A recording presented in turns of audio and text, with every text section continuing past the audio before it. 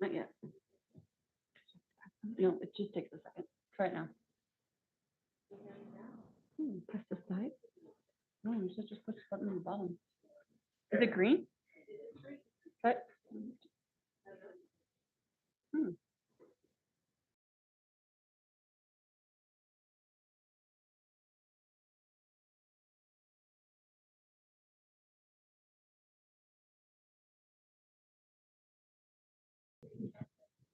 Hola, hello, welcome. So welcome to the first paper session of the symposium. My name is Carissa Vogel, and I'm the moderator for this session.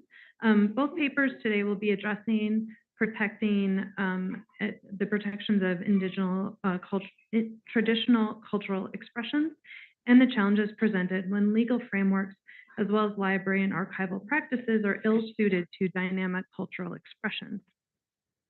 But I will let the presenters speak for themselves. The first paper will be presented by Dr. Melissa Ocepek, Assistant Professor for the School of Information Science at the University of Illinois, Urbana-Champaign, and then Professor Sara Benson, the Copyright Librarian and Associate Professor of the Library at the University of Illinois, Urbana-Champaign. I will say this many times, so we'll see how tongue-tied I get through all of this. And Associate Professor at the library, I said that already. And Affiliated Professor with the Center for Global Studies, the European Union Center, and the School for Information Sciences at the University of Illinois. And then our last presenter, which will actually be our first presenter on this paper, Siyao Cheng, is a PhD candidate at the School of Information Science at the University of Illinois, Urbana-Champaign. The second paper will be presented by Professor Ulia Gosart, the Assistant Professor at the School of Information Science at San Jose State University in California. So please join me in welcoming our presenters. And Siyao Cheng will be joining us virtually, so we'll get ready for that. Thank you.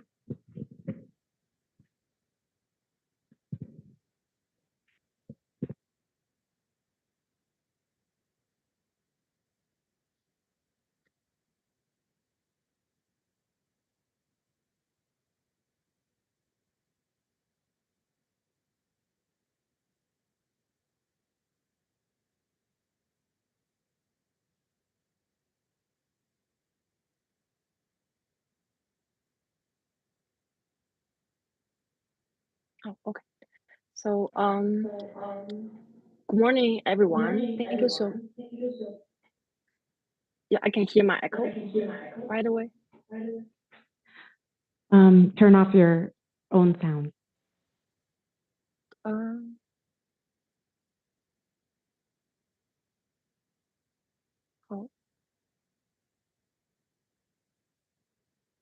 Turn off. Okay, does that work for you guys? Can you guys hear me now? Okay, great.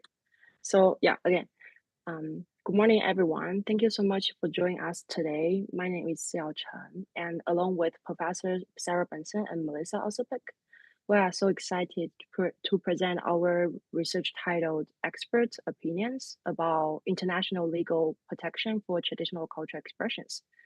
All right, without further ado, let's get started. So let's kickstart by understanding the core issue. What are traditional cultural expressions? So traditional cultural expressions, or TCEs, are a vital part of the cultural heritage of indigenous communities. So they include both tangible and intangible elements, meaning that they include physical artifacts like stories, as well as intangible aspects such as weaving techniques, sacred ritual, and dances. So these expressions are not just cultural artifacts, they are living traditions that are passed down by generations. They can also preserve the identity of indigenous communities. Yeah, I'm going to next slide. So now let's discuss why cross-border protection for TC is essential. As you can see in this map, while indigenous people make up 6% of the world's population, their lands and territories constitute at least 28% of the global land. If you can take a close look at the bottom part of the map, you can also see the proportion of indigenous people in different countries and territories. Here, as you can see, Greenland has the largest share with 89% of its population being indigenous. Okay, next slide. So the link displayed a digital map of indigenous people around the world. Due to the potential technical issue today, we are not going to show it here, but the map shows the indigenous community are not limited by more than political boundaries. They are often spread across different countries and continents, which make it necessary to have a legal framework that protects this expression internationally.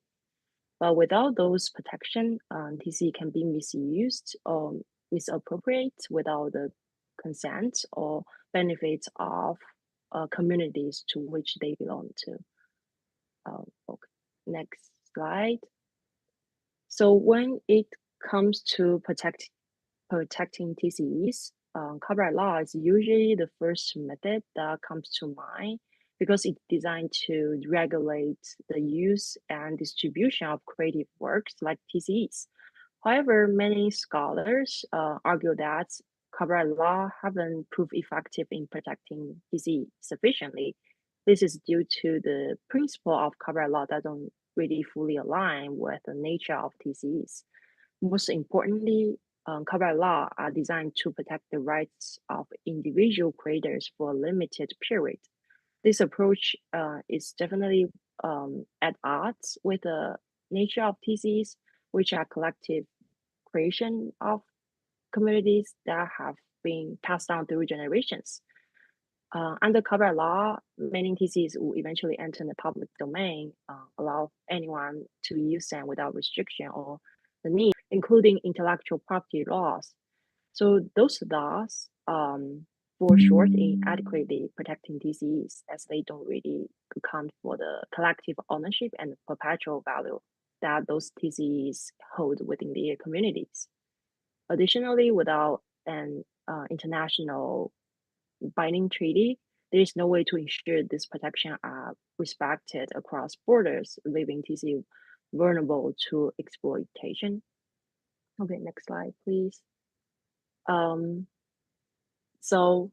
Indigenous community often face appropriation by outsiders without their permission, forcing them to make difficult compromise, such as the case of Zia San symbol. This symbol is deeply significant to the Pueblo of Zia. It is an indigenous tribe in New Mexico. So in 1925, the state of New Mexico adopted the Zia San symbol for its state flag without the tribe's permission. Since the symbol is now in the public domain, the Zia people have no way to stop its use and seek any remedy. This example shows the current laws don't fully sufficiently protect TCs. They are, according to our research and literature review, there are some other TCs that are also used widely without communities' consent. So those highlights the need for more effective legal protection for TCs. Next slide, please. So the World Intellectual Property Organization, or WIPO, is a key player in the international efforts to protect TCEs. WIPO's Intergovernmental Committee on Intellectual Property and Genetic Resources, Traditional Knowledge and Folklore, or what we call IGC, has been working on this issue over 2 decades already. The IGC brings together representatives from all over the world to develop international guidance and framework to protect TCEs. But despite these efforts, reaching a consensus has been challenging. the nature of TCEs and the varying legal and cultural context of member states had made it difficult to come up with a one-size-fits-all solution. However, the ongoing work of IGC definitely remains crucial as it offer a platform for digital, like offline and online dialogue and collaboration among nations, aiming to establish robust and effective international protection for TCEs. Here, our research focus on the advancing the international legal community's efforts, like WIPO, to protect TCEs by bringing together a panel of experts specializing in TCE protection. Now, I'm going to hand the presentation over to Melissa, who are going to present how we gather insights from those experts. Thank you. Hello. Thank you so much, Siyao. And we appreciate so much you joining us via Zoom. So Sara came to me, I guess now 2 years ago, saying she's about to start doing this very exciting work with WIPO. And as scholars, as well as advocates, I think we were both very interested in using that time as wisely as possible.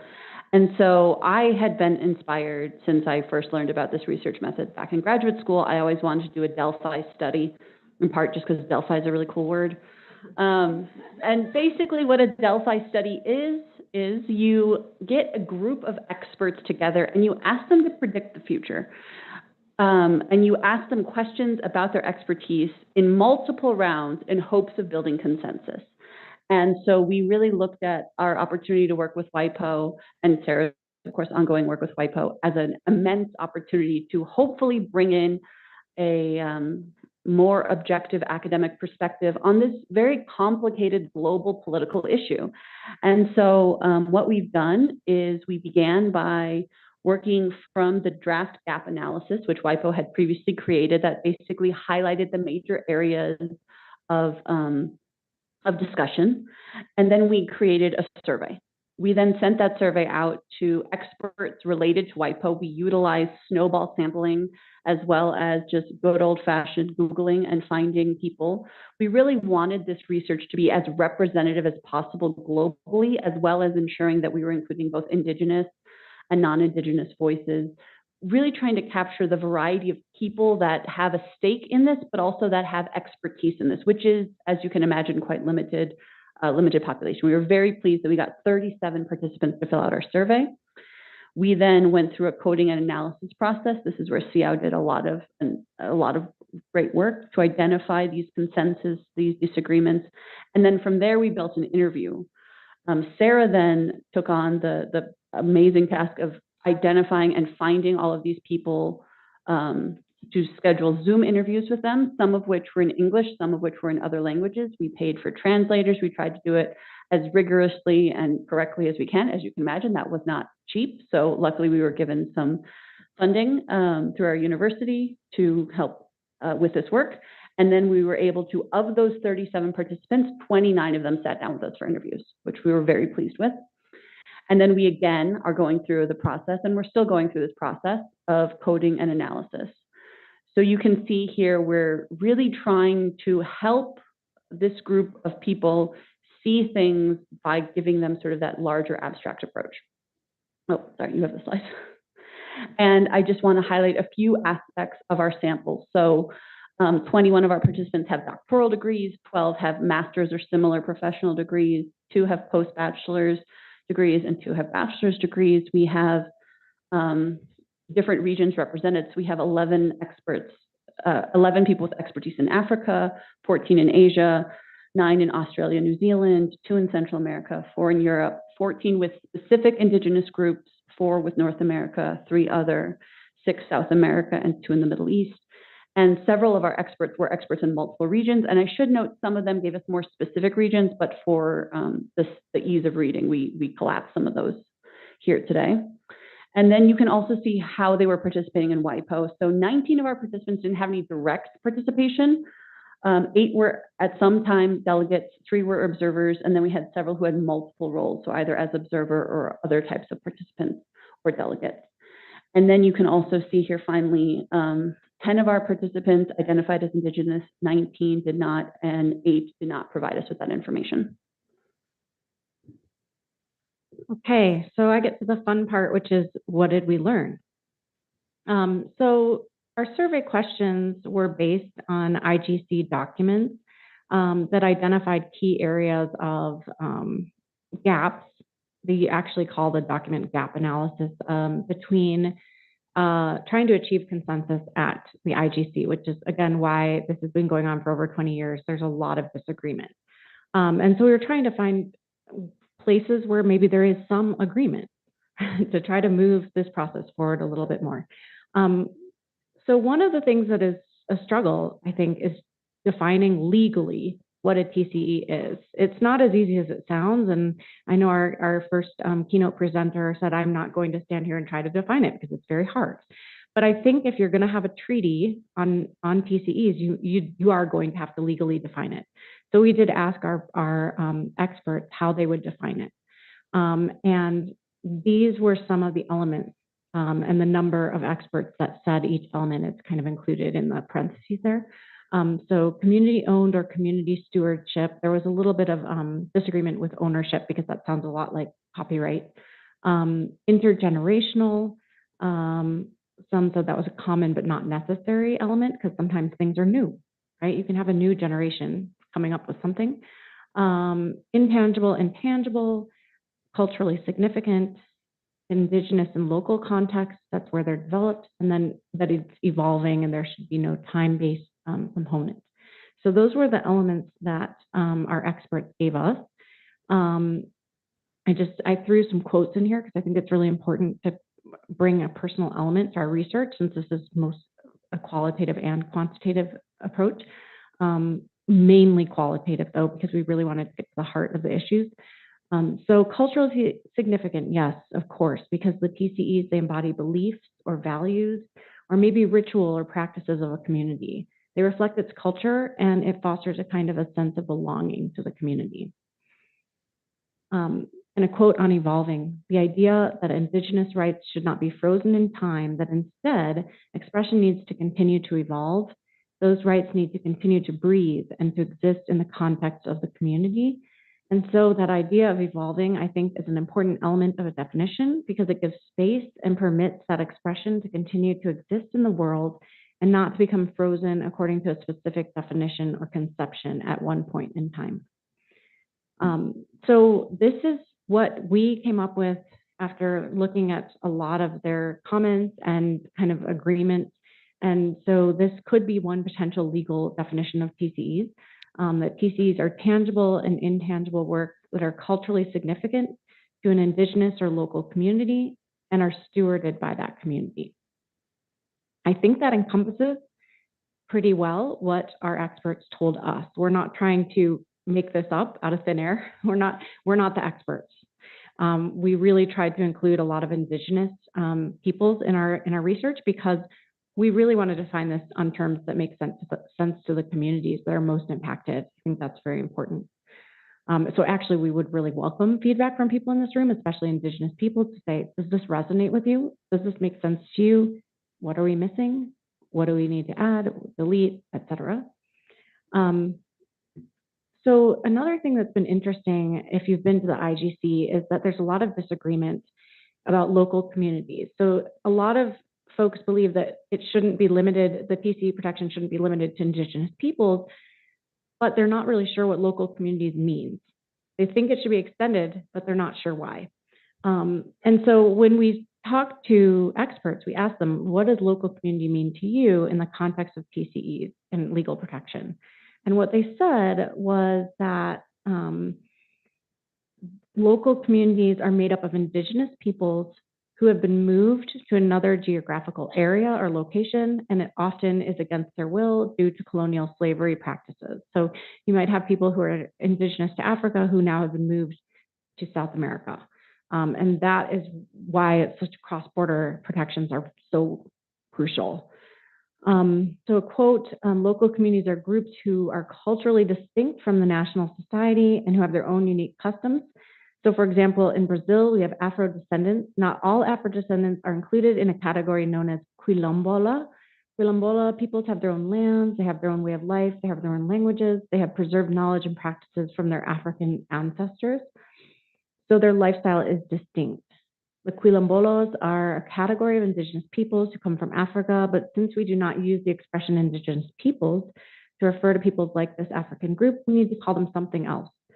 So this explains why they're called local communities. Another area we explored is whether there should be limitations and exceptions, such as those for research, education, libraries, archives. That is a commonly used thing that we discuss in the SCCR, which is about copyright. We say that we should have exceptions for research, education.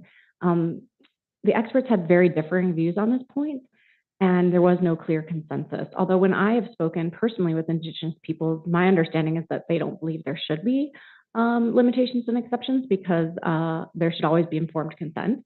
But some of these legal experts did think that exceptions were a good thing.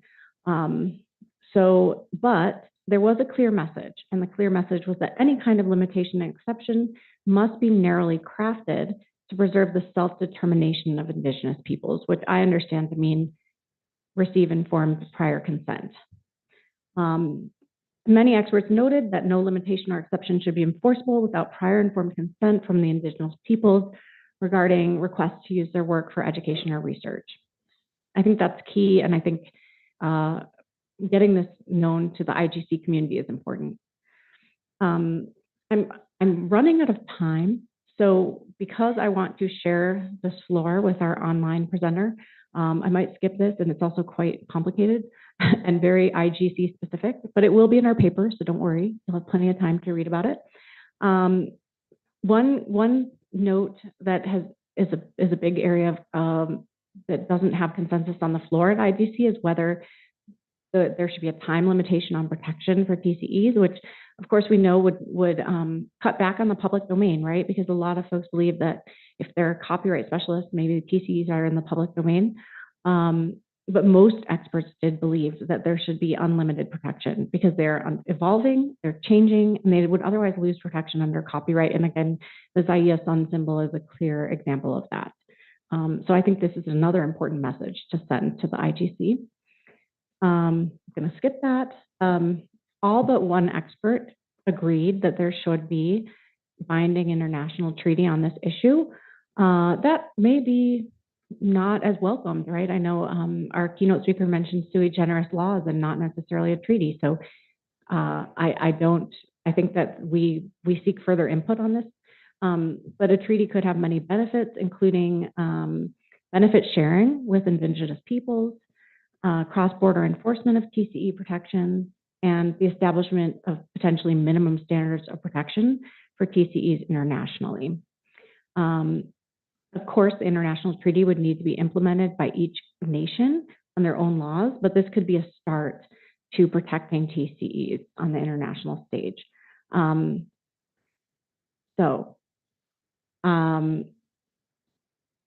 Other insights, I'm going to skip to my last slide because I'm really good at sticking to time. I really hate it when people eat my time up. Panama was really interesting. We actually spoke to a legal expert from Panama who used the criminal protections in their TCE law to enforce benefit sharing. It was just fascinating, and I think it's one potential approach that's really interesting. Some countries with TCE laws provide for governmental interventions for TCE abuse, but in those cases, what happens is the benefit sharing goes to the government. It doesn't necessarily go to the indigenous peoples. And so that to me is a negative consequence of government involvement. And I really want to stress this. IGC is missing indigenous people's voices. It's a travesty. It's hard to sit in the room where people are debating protections for indigenous peoples, and there are very few, if maybe 5 in the entire room, indigenous peoples in the room. It's heartbreaking. And I just don't think we're doing a good enough job of hearing the voices. So this was our goal, was to hear more voices and to give more strength to those voices. So thank you.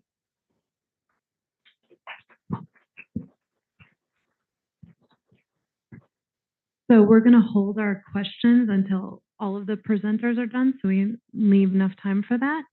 So our next presenter on the second paper, we're ready to queue that up.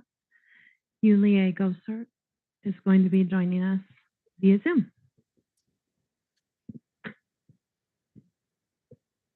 Hello, everyone. Can you guys hear me? And can you see me? I wonder if I can share. I'm trying to share. I can share on my end. Is it working, Sara?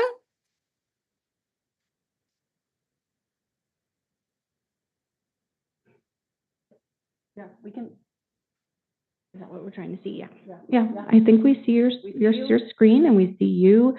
Your slides are kind of small on your screen. If you can make them larger, that'd be great. Yeah, I can like that. Perfect. Looks great. Excellent. Okay, great. Yeah. Well, good morning, everyone. Thank you for inviting me, Sarah, and organizing this very important event. I also want to say hi to Sandy, who I saw in the room. Hi, Sandy. I unfortunately could not travel for family reasons, but I'm incredibly excited to be part of this conversation. And I just want, and I don't think my colleague would mind that, to dedicate this talk to late Terry Williams, who was a member of Tulalip tribes and who passed away 2 years ago, and who was one of my teachers who I actually met at IIBI many, many years ago, who helped me understand all the dynamics of Indigenous participation in this forum, and I'll talk about it just a little bit, later. So thank you for doing this. This is a very important event. Valmaine is a colleague. I've known Valmaine for many years, and these are us. I don't want to tell when, and these are us. I've met, Valmaine lives in New Zealand, and Valmaine is a law professor, but we've met at the UN Forum on Indigenous Issues, and I've been very active there for many years till I got older. And till the forum actually became what it is. It's actually much harder for Indigenous folks to participate at the forum these days for a variety of reasons. But Valmaine at the moment is a chair of another mechanisms that helps Indigenous folks to participate and actually bring their voices and their perspectives to the policymakers, international policymaker, which is an expert mechanism on Indigenous issues. And she was very recently, like a few weeks ago, invited the chair of that mechanism. So she's incredibly busy, and that's why she couldn't join. But our collab on this and our talk in April about how we're gonna roll with this presentation are incredibly informing to me, because I don't have a legal background. I more a practitioner. I'm the one who uses the policies and norms to try to understand how these can be applicable, particularly in the scenarios of US, because that's where I teach, and most of my students are not native students. And colleagues who work around the states who actually handle Indigenous collections are facing a lot of issues, a lot of difficulties. And library schools don't teach this thing. It's just not the class that is introduced in library schools. So our school is trying to make the change. And I know Sandy's school is also one of the exceptional schools in North America who actually is introducing classes on the topic regularly. Other schools don't seem to really invest into this topic that much, which is very, very important. So this is what I do. And I'll, and that's the talk. So I'll start a little bit on why the traditional cultural expression component concept is really incompatible with ways in which Native folks look at knowledge, and I share my perspectives and perspectives that I gain from my work and my, friendship and relationship. Then I'll talk just a tiny bit, given the time, about some ways of stewarding knowledge, and then some of the library and archival solutions that are happening at the moment that might be helpful.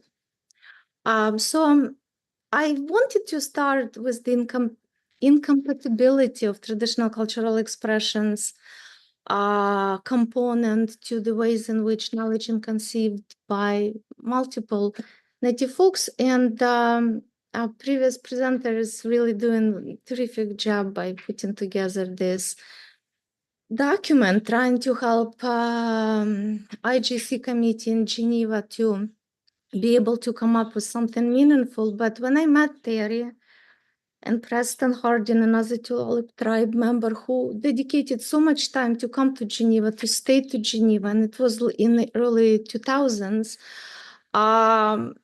the whole idea was to just educate international policymakers who come to these meetings and members of the governments about ways in which knowledge is perceived and conceived by folks on behalf of whom these treaties are to be composed. And it's been 20 years, and it's been incredibly frustrating for a lot of folks because it's expensive to travel there for these meetings. And when you participate, at least when I participated as a part of Native Caucus, Indigenous Caucus, you're not given a place in the room. You're not given a chair. We were taking chairs from the outside so we would be able to actually sit and listen and forget about voting, forget about really having our voices heard. So it's very frustrating. And I'm honestly, as in, somebody who's been in Native advocacy, I'm scared about the process because in May, first treaty has been already completed. It's been 20 years process. They look at the traditional knowledge, indigenous knowledge by using 3 categories: genetic resources, traditional knowledge, and TCE, traditional cultural expressions. And it honestly never made sense to me. And when I met Terry, when I met other folks, they explained to me how to navigate this. So the first treaty has been already completed in May. So now they're doing traditional knowledge and TCE, and what's going to come up with these treaties, I don't know, but given that the government still has a lot to say on the content and application of it to particular states, I honestly, personally, not looking forward to that at all. But that's my personal kind of opinion and perspective. There are other means of why it might actually be a good thing, at least to some degree. Why it doesn't make sense to, a lot of my colleagues and myself, because knowledge is not something that you can put in categories. It's a living thing. Yes, we can look at knowledge as having tangible and intangible components, and hula is one of those examples. For example, what are the tangible components associated with hula? A lot of people think that hula is a dance. And that's why I use hula as example, because TCE is a dance. It includes dances as part of the knowledge. But the ways in which hula is actually stewarded by the communities, well, it's very complicated because there are different hula traditions within specific communities, Native Hawaiian people, but it's not only the elements that you can record. It's not only elements that you can express using tangible means, record, write about it. It's something that people learn through relationships. You've got to get together. You have to find a particular spot where it makes sense to practice particular dances, because these are dances are very much connected with the place where you actually do this and where you teach younger folks to perform. So there is a lot of complexities in hula. And my good colleague, Siyao George, Native Hawaiian girl, says it's a library. Look, it is a library. It's not the library in the sense the library is, but it has all these different categories, but it's a living library. It's the library that is inseparated from the land. And how you guys are gonna protect it using copyrights, I have no clue. We laugh about it with Siyao. in my classes, I use Robin Kimmerer book, and Robin Kimmerer is a Potawatomi biologist who writes about the land as being something that is just incompatible with the notion of property or commodity. And I think that there are a lot of parallels between how the land is perceived and how Robin particularly writes about the land. It's really easy to use this book for my library students to explain that knowledge is something much more than a property. It's much more, and there are a lot of little things that you can understand by making a comparison to ways in which Robin talks about the land. And again, it's a living thing, it's a living entity. And at some point, Robin actually says that land is a library because it has all that knowledge that we learn about by having a relationship, not only with the folks in our community, but with the land itself. So the two things that are really difficult to kind of incorporate and bring into the WIPO GCA negotiation is that the knowledge has to have an author, right? And the author has to be an original author. And when we talk about, say, Maori knowledge, that's Valmaine. Matauranga Maori is actually very ancient. Same thing with my folks, where I come from, because the fundamental notions about the land and about the values in the communities, about how you make relationship, how you connect to the trees and the land, a lot of things are done, are actually something that you learn from your grandmothers, for example. I learned it from my grandma. And it's not really that I'm the author or she's the author or the community is the author, because it goes back, hundreds and hundreds of years ago. So the notion of originality and author just does not fit to this very fundamental component of knowledge that are a fundamental component not only of rituals and sacred practice, but ways in which community governs and operates on the very fundamental political level. So I'm just like really moving very fast, but how indigenous communities can steward knowledge. And of course, going back to the UN and going back to international law, there is a UN Declaration on the Rights of Indigenous People, which is not a treaty, but it is a wonderful document, and it was adopted many, many years ago.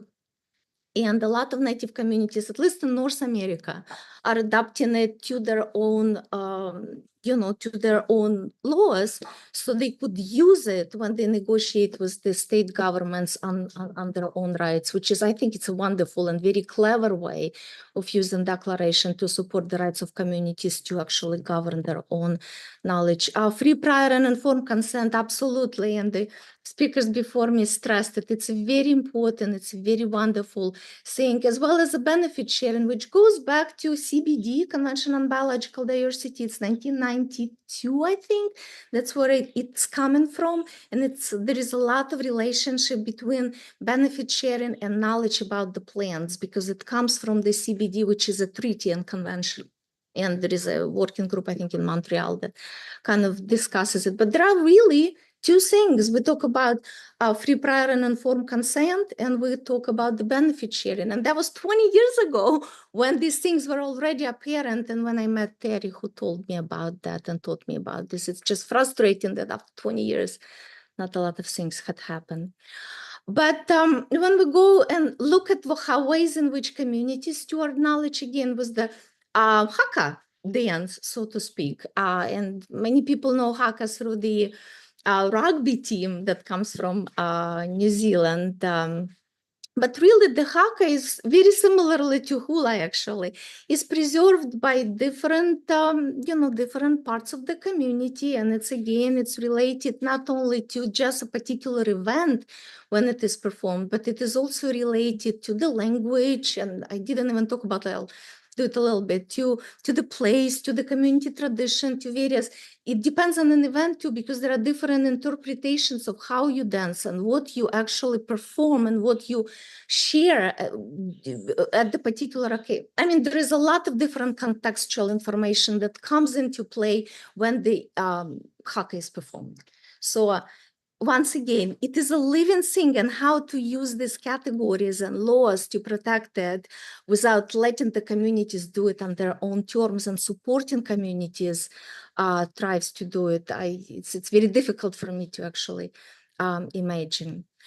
Another thing that I wanted to just mention is the indigenous data sovereignty movement. It's very strong in North America, and Stephanie Carroll at University of Arizona is doing wonderful things. There is a working group, and it's been going on and on and on, and ways in which these folks are actually define data, and they use data notion just because this is a new set of regulations that continue to be developed. So they try to actually be a part of it, to be able to use this set of regulations, which are different from IP, to be able to have more control over different recorded knowledge, but also intangible knowledge. And this is just a different tool, and it's primarily in settler colonial states. Other countries don't seem to join, but English speaking. I'm just moving really quickly so we have a little bit of more time.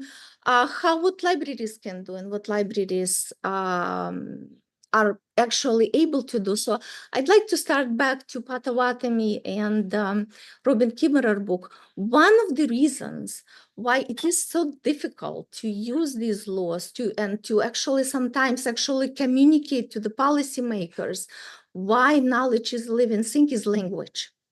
And Potawatomi is a wonderful example of it, because Udmurt, where my folks are coming from, is actually noun-based language, but Potawatomi is a verb-based language, and a lot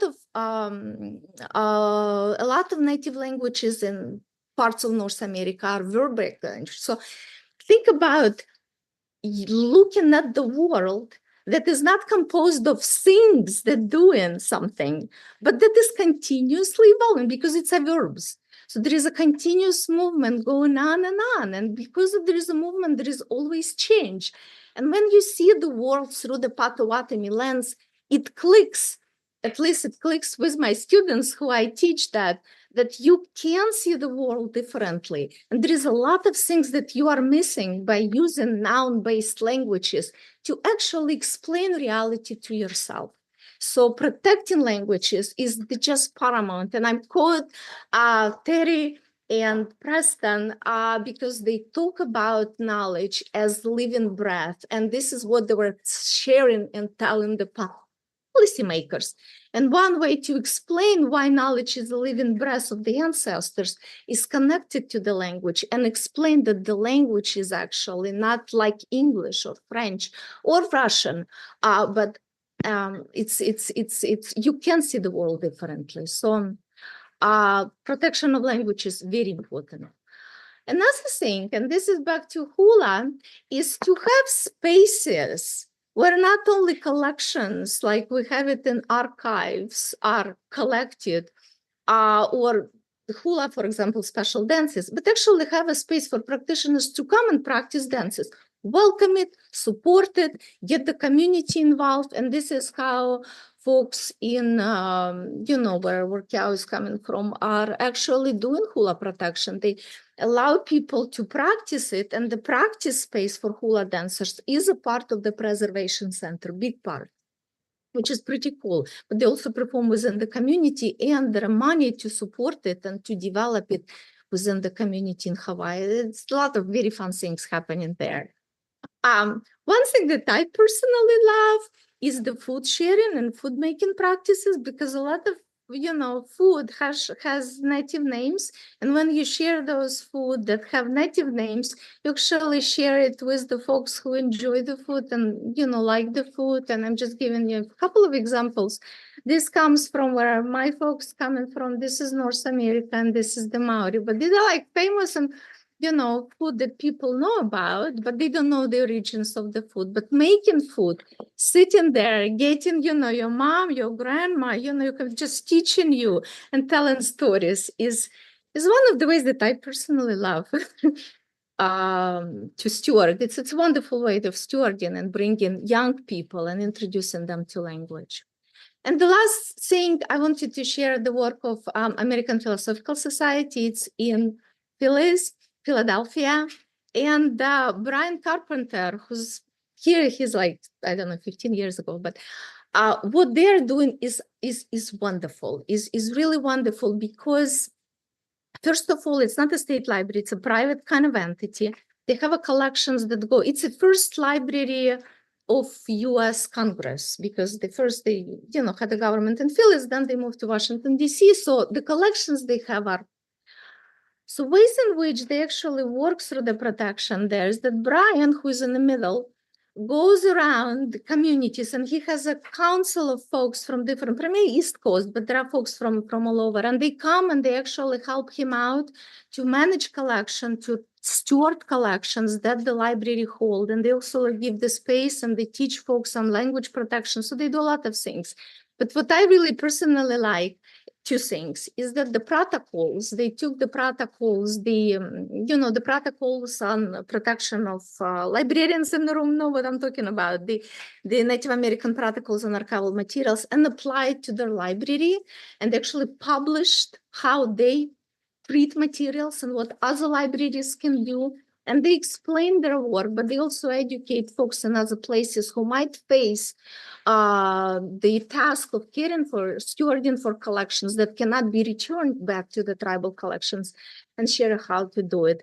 And what I really like, so they hold in the replica of a wampum belt, and the wampum belt is a living document, living archival documents that come from the East Coast, from they use that as a way to create, and this wampum bells had been used as legal documents when the native folks made legal treaties with the newcomers to the US. So they're using this as a way of strengthening relationship, but also using the native ways of creating knowledge and composing it into the living records. There's a lot I can talk about, and I just want to stop given that it's 9:50, so we have a little bit time to talk, but it's an important topic and it's an exciting topic. And once again, I want to stress that it's very important for us to work with library schools to introduce it to non-native students, because most students who are in library schools are not native. And it's really like a big problem, particularly with collections that, some entities heard and would not return to the tribes because law is on the side of those, entities that have them. So thank you.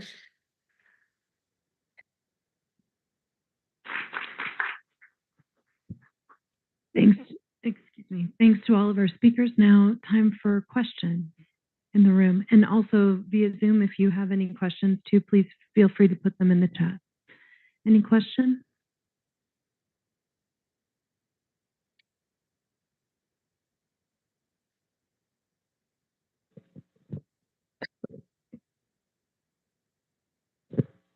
Hi, I'm Jonathan Band. I represent the Library Copyright Alliance in the United States.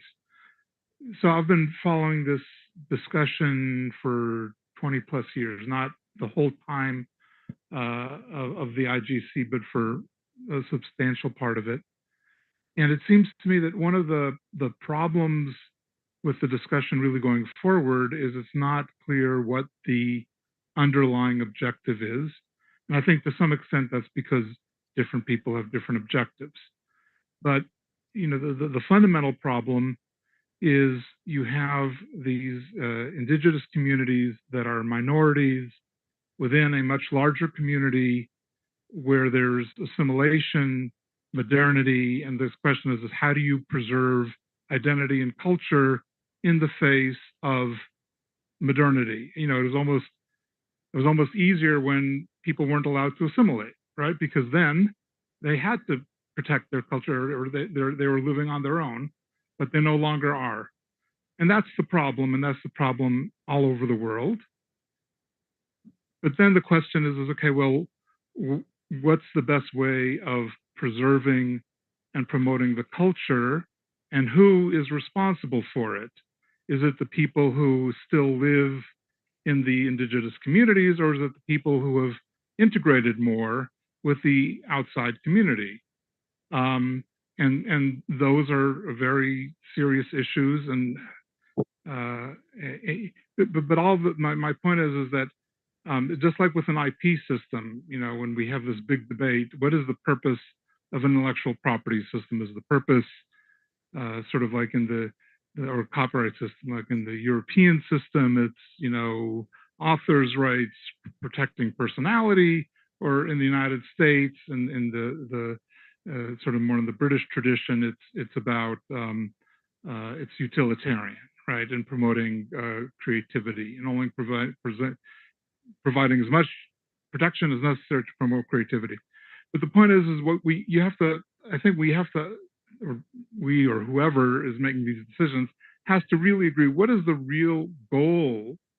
And once you can understand the real goal, then you can proceed. But I think there really isn't understanding or there isn't consensus as to what is the real objective. I mean, you know, making sure that Disney doesn't profit is a different issue from how do we promote and, you know, and make sure that the language endures and that the culture endures in the face of these enormous changes that have been a problem. I mean, it's not just for, I mean, it's, you know, the Basques have the problem. I mean, there are so many communities around the world where, you know, where you have languages being lost and cultures being lost for exactly the same reason.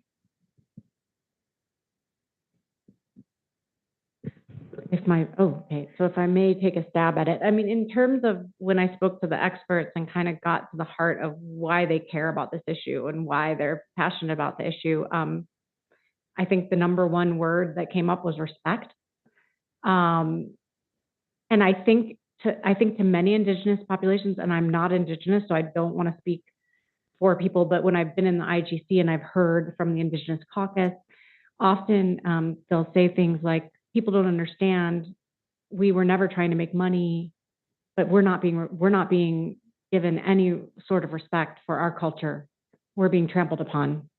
And I think to me, that's a key component of it. And that's why the informed consent is such an important part, because if you're going to go into a culture and study it, and I think that's perfectly usually a reasonable thing, right? I mean, it was also very difficult, to be honest with you, to get Indigenous people to speak with me, an outsider. You know, I had to do a lot of talking and kind of explaining and making sure there was a mutual understanding, which I usually, you know, in research, I usually just say, here's an informed consent form, just sign it. You know, I mean, it was a lot more that I was signing up for, and I was happy to do it because I understand the perspective of, well, you're just another outsider, so what are you going to say about?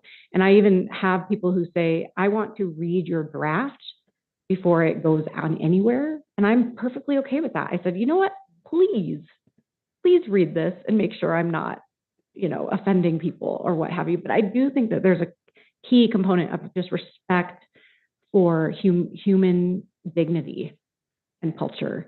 And yes, there is some, I mean, and some of the folks I spoke to said there is a problem with modernization and many people who are Indigenous who are kind of losing the culture too. But there's still a lot of handing down of tradition, as we heard from Ulia and Aaron. And I think that there's value in our difference. So I'd like to see it protected personally. But how to do that is beyond my knowledge.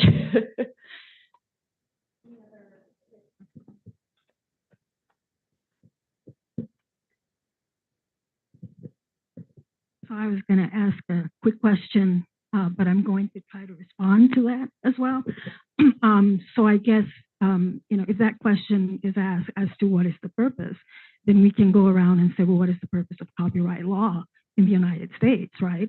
I mean, you know, it's been around, and so you can't really take somebody's authorship. So, I mean, I think, you know, that sort of answers the question, I think, part of it. But my question actually to your diagram or your chart there about representation, who are the other that you had on that? I mean, the representatives, because you had Asians, Indigenous communities, but you had other, and I'm just trying to figure out who those are. Thanks. Demographic information. So thank you for that question. we tried with our survey to provide space for the participants to provide us with the language. And so there was an option, and then they also could, with every of the options, provide additional context and additional language. So if you'd like, I'd be happy to show you my full table. I have it with me. But yeah, also some participants didn't answer every question. I didn't provide every piece of information. But I do believe with that particular answer, they did select other, and some of them did provide us with additional information if you'd like to see it. That's actually been one of the challenges of this project is in most kind of social science research I've done, you just summarize until like, but with this type of research, we are really trying to emphasize the nuance. And it's been a really interesting balance. And as we continue editing our article, we look forward to anyone who has thoughts on the best sort of writing practices to kind of balance that, because of course we have limited space, but are trying to really represent how varied and different our amazing experts were who gave us so much of their time. Yeah, and I just wanted to say demographically, so when we first gave the survey, we said, you know, where did you get your knowledge from? Was it from Indigenous groups? And a lot of people said yes, but then we didn't know who was Indigenous personally or not. And so tried to delve deeper to that into the interviews and ask at the end more demographic, because again, we realized, oh, well, you have knowledge from Indigenous peoples. That doesn't mean you're an Indigenous person.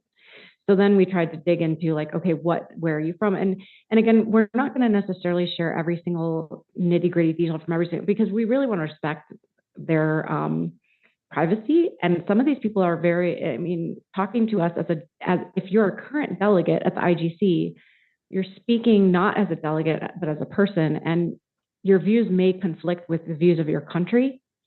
And so it's very delicate. And that's why we're trying to maintain anonymity as much as possible so that there's no individually identifiable people.